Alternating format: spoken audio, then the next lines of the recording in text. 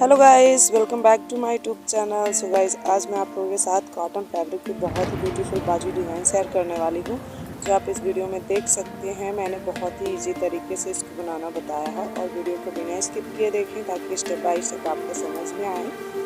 अगर आपको वीडियो हमारा अच्छा लगे तो लाइक कमेंट शेयर ज़रूर करें और चैनल पर नए हो तो चैनल को सब्सक्राइब करें।